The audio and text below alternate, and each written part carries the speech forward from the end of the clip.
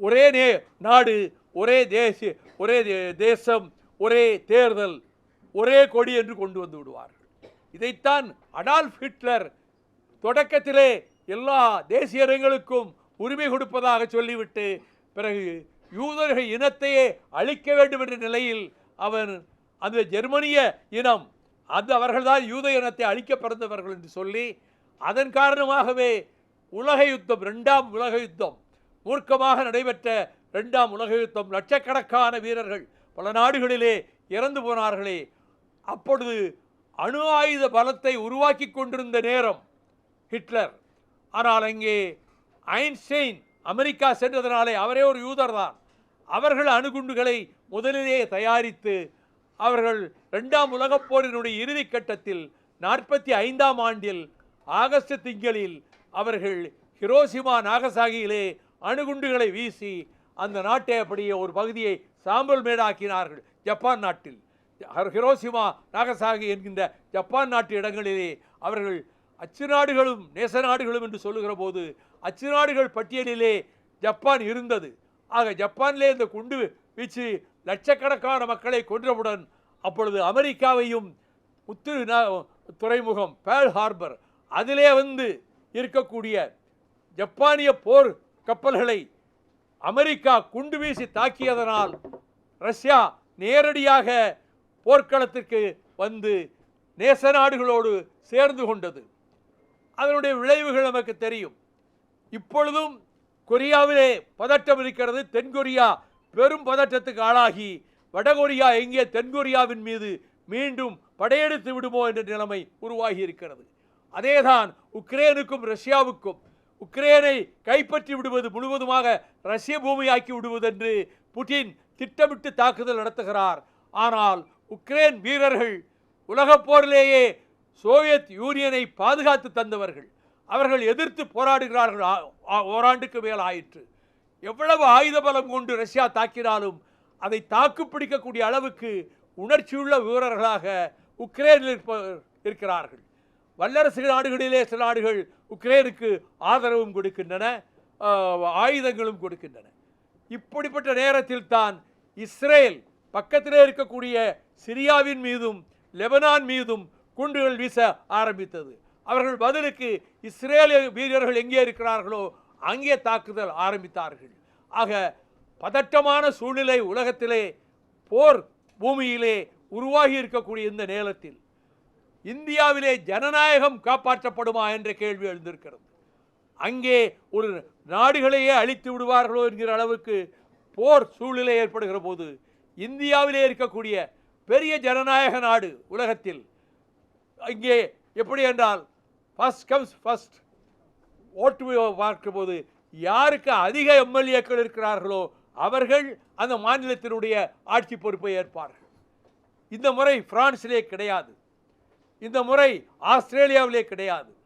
ஆகவே இந்த திட்டத்தின்படி அவர்கள் இந்தியாவினுடைய ஜனநாயகத்தை காப்பாற்ற வேண்டுமானால் மதச்சார்பின்மையை பாதுகாத்தாலுடைய, கூட்டாட்சி தத்துவம், கூட்டாட்சி கொள்கை வெற்றி பெற்றாலுடைய, டாக்டர் அம்பேத்கர் அவர்களே சொன்னார், அதை பாதுகாக்க முடியாமல் போய்விடும்.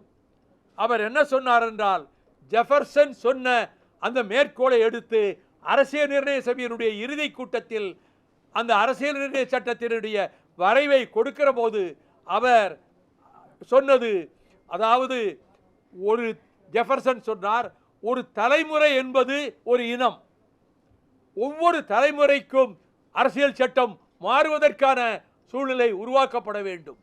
ஆக ஒவ்வொரு தலைமுறையும் ஒரு தேசிய இனம். அவர் சொல்வது ஒவ்வொரு தலைமுறையும் மாற்ற வேண்டிய அவசியம் ஏற்படும். இவையெல்லாம் இறுதி நாளிலே அவர் அரசியல் சட்டத்தை முடித்து வைக்கக்கூடிய அந்த காலகட்டத்தில் டாக்டர் அம்பேத்கர் அவர்கள் இதை அருமையாக சொன்னார்கள். டாக்டர் அம்பேத்கரை நாங்கள் தானே இந்திய நாடாளுமன்ற மைய மண்டபத்திலே படத்தை திறந்து வைத்தோம் என்று புதிய தலைமுறையினுடைய நேர்பட பேசு நிகழ்ச்சியிலே நான் தவறாமல் பார்க்கக்கூடியவன்.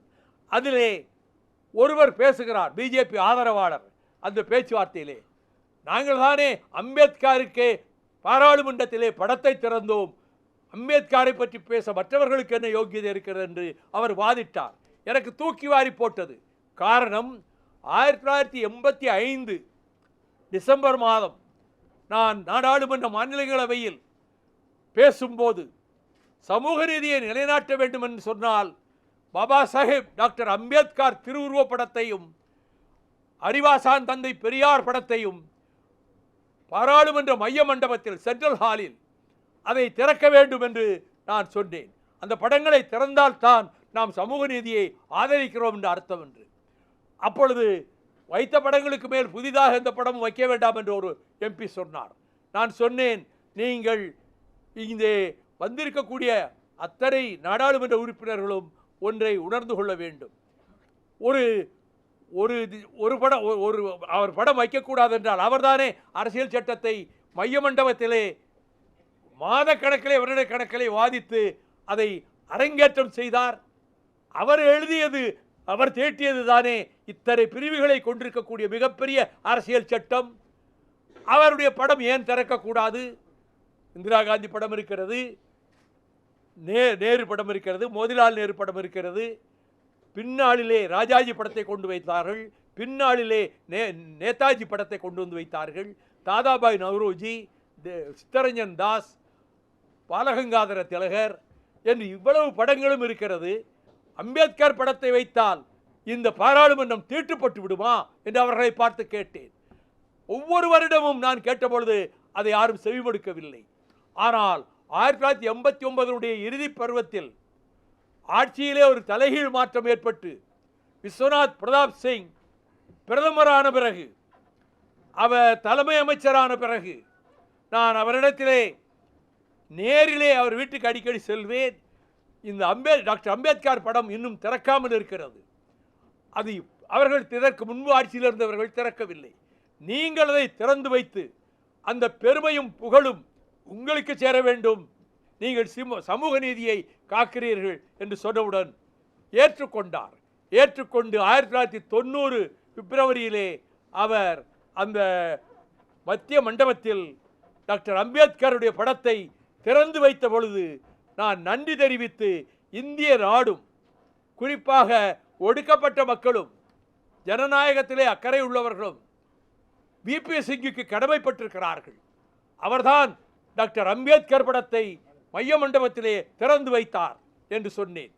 ஆக நேர்பட பேசுகிற பிஜேபிக்காரர்கள் அவர்கள் இன்னும் எங்கோ இருந்து கொண்டு கற்பனையிலே பேசிக் கொண்டிருக்கிறார்கள்.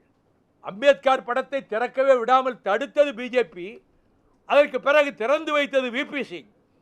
அப்படிப்பட்ட அம்பேத்கருடைய கருத்துக்களை ஏற்றுக்கொள்வதானால் சமூக நீதி, மதச்சார்பின்மையையும் கூட்டாட்சி தத்துவத்தையும் ஏற்றுக்கொள்ள வேண்டும். இந்திய தேர்தல் முறை எப்படி இருக்கிறது என்றால் ஃபர்ஸ்ட் கம்ஸ் ஃபர்ஸ்ட். அது யாருக்கு அதிக இடங்கள் கிடைக்கிறதோ அவர்கள் ஆட்சிக்கு வர வேண்டும். ஒரு மாநிலமாகட்டும், மத்திய அரசாகட்டும், இதுதான் இப்பொழுது இருக்கக்கூடிய நடைமுறை. ஆனால் பாரதிய ஜனதா கட்சியின் தலைமையிலே இருக்கக்கூடிய அந்த கூட்டணி, அது கூட்டணி பேர்தானே தவிர அந்த கூட்டணி கூட்டத்தை நரேந்திர மோடி கூட்டவே இல்லை.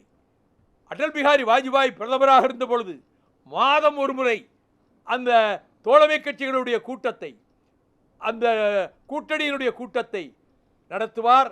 எல்லோரையும் பேச விடுவார். எல்லா கருத்துக்களும் அங்கே மோதத்தான் செய்யும். பொட்டா சட்டம் வந்தபோது நானும் முரசொலி மாறன் அவர்களும் தான் கடுமையாக எதிர்த்தோம்.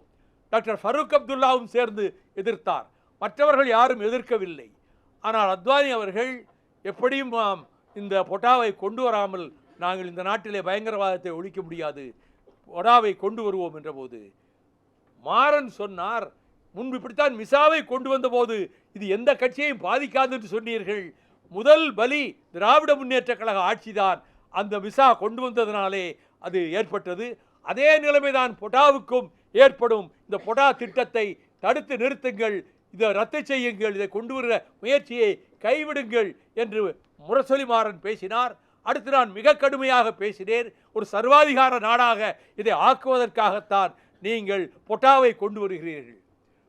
பிரிவென்ஷன் ஆஃப் டெரரிசம் ஆக்ட், அதிலே முதல் கைது எம்பிக்களிலே அடியேன் தான். இந்தியாவிலே எந்த எம்பியும் பொட்டாவிலே கைது செய்யப்படவில்லை. ஒரே ஒரு எம்பி தான், அது தமிழ்நாட்டைச் சேர்ந்த நான் தான் கைது செய்யப்பட்டேன்.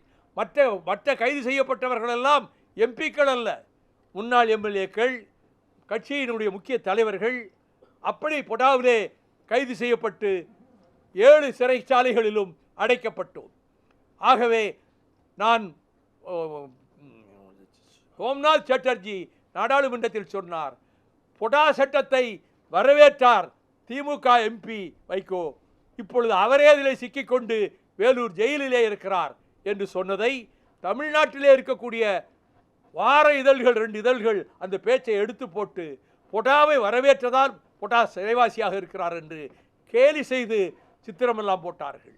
அப்பொழுது நான் ஒரு நீண்ட கடிதம் அவருக்கு சோம்நாத் சட்டர்ஜிக்கு எழுதினேன். இந்த வாதம் வருகிற பொழுது, கூட்டணிக்குள்ளே வருகிற போது கடுமையாக எதிர்த்தவன் நான் என்பது அந்த கூட்டத்துக்கு வந்த நிருபர்களுக்கு தெரியும், அத்தனை தலைவர்களுக்கும் தெரியும். மாறன் எதிர்த்தார், நானும் எதிர்த்தேன். கடைசியில் என்னையவே நானே மாறன் எப்படி விசா கைதியானாரோ அதே போல நான் பொடா கைதியானேன். ஆகவே அவர்கள் இந்த பொடாவையை இப்பொழுது ரத்து செய்யவில்லை, அது வேறு வடிவத்திலே ஒரு சட்டமாக கொண்டு வந்திருக்கிறார்கள். அதுபோல தேச துரோக குற்றம் என்று சொல்லி அவர்கள் 124A அதிலே கொண்டு வந்து அடைக்க வேண்டும் என்று நினைக்கிறார்கள். அந்த அடிப்படையிலே தான் அவர்கள் இந்த பொடா சட்டத்தை பயன்படுத்தலாம். அதை பொடா சட்டத்தினுடைய சரத்துக்கள் எல்லாம் போல சட்டத்திலே இருக்கிறது. ஆனால் சுப்ரீம் கோர்ட் ஜட்ஜஸ், நீதிபதிகள், இந்த தேச துரோக குற்றம் என்கின்ற பிரிவையே சட்டத்திலே இருந்து, ஐபிசியிலிருந்து எடுத்துவிட வேண்டும் என்று உச்சநீதிமன்ற நீதிபதிகள் கருத்து சொன்னதனால்தான் இப்பொழுது அந்த குற்றச்சாட்டுக்கு ஆளான வழக்குகள் அனைத்தும் எடுக்கப்படாமல் இருக்கிறது. இப்பொழுது என் மீதும் அந்த வழக்கு இருக்கிறது, தேச துரோக குற்றச்சாட்டு வழக்கு. 1 ஆண்டு தண்டனை கொடுத்திருக்கிறார்கள். 2 ஆண்டு தண்டனை என்றால் அன்றைக்கே தெரிந்து போகும், நான் எம்பி ஆக முடியாது.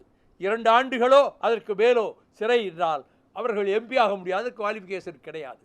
ஆகவே அப்படி ஒரு நிலைமை வருமா வராதான்னு சொல்ல முடியாது. ஆனால் நீதிபதிகள் என்ன செய்து விட்டார்கள் என்றால், இந்த தேச துரோக குற்ற வழக்குகளையே இப்பொழுது விசாரிக்கக்கூடாது, அது பற்றி நாங்கள் முழுமையாக ஆய்வு பண்ணி நாங்கள் ஒரு அறிக்கை கொடுப்போம், இப்பொழுது இருக்கக்கூடாது. அதனால் தான் எந்த வழக்கும் இப்பொழுது நடக்கவில்லை, தேச துரோக குற்றச்சாட்டு வழக்குகள் நடக்கவில்லை. ஆக இந்தியாவுக்கு, ஜனநாயகத்திற்கு ஒரு பேராபத்து இருக்கிறது என்று சொன்னால் அது நரேந்திர மோடி தலைமையிலான இந்த அரசால் தான் இருக்கிறது. இந்த பிஜேபி கூட்டம், இந்துத்துவா கூட்டம், அவர்கள் பிற இனங்களையெல்லாம் அழித்துவிட்டு, பிற மொழிகளையெல்லாம் அழித்துவிட்டு அவர்கள் தங்கள் திட்டத்தை கொண்டு வர வேண்டும் என்று நினைக்கிறார்கள். அதனால்தான் அலகாபாத் என்ற ஊரினுடைய பிரகரனுடைய பெயரை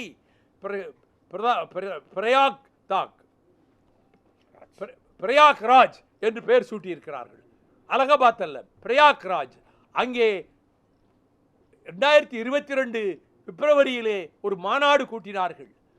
இந்துத்துவா சக்திகள், சனாதன சக்திகள், ஆர்எஸ்எஸ் சேர்ந்து ஒரு மாநாடு கூட்டினார்கள். தர்ம சன்சத் என்று அந்த மாநாட்டுக்கு பேர் வைத்தார்கள். 3 நாள் அந்த மாநாடு நடந்து அவர்கள் தீர்மானங்களை நிறைவேற்றி ஒரு பிரகடனத்தை வெளியிட்டார்கள். அந்த பிரகடனத்திலே அவர்கள் என்ன சொல்கிறார்கள் என்றால், இனிமேல் டெல்லி பட்டணம் இந்தியாவின் தலைநகரம் அல்ல, நாங்கள் டிக்ளேர் செய்ய போகிறோம் என்று சொல்லிவிட்டு, இந்தியாவின் தலைநகரம் டெல்லி அல்ல, வாரணாசி தான் இனிமேல் இந்தியாவின் தலைநகரம். அதை போலவே அவர்கள் மேலும் சொல்கிறார்கள், இங்கே இந்தி மட்டும்தான் இருக்கும், சமஸ்கிருதம் மட்டும்தான் இருக்கும், வேறு எந்த மொழிகளும் ஆட்சி மொழிகள் ஆக முடியாது என்று சொன்னார்கள். இந்துக்களுக்கும் முஸ்லிம்களுக்கும் கிறிஸ்தவர்களுக்கும் ஓட்டுரிமை கிடையாது எங்கள் திட்டப்படி என்று. அதை போல இந்த திட்டத்தை எல்லாம் பிரகடனமாக வெளியிட்டார்கள். ஆகவே இந்தியாவினுடைய ஒற்றுமையும் ஒருமைப்பாடும் கேள்விக்குறியாகி இருக்கிறது. அவர்கள் அதை நிறைவேற்ற துடிப்பதனால் தான் காஷ்மீரை துண்டு துண்டாக்கி அந்த நேரு கொடுத்த வாக்குறுதியை எல்லாம் காற்றிலே பறக்க விட்டுவிட்டு இன்றைக்கு காஷ்மீரை ஒரு அடிமை பூமி மாதிரி மத்திய சர்க்கார் ஆக்கி வைத்திருக்கிறது. ஆனால் மக்கள் அதை ஏற்கவில்லை என்பது காலப்போக்கிலே தான் தெரியும்.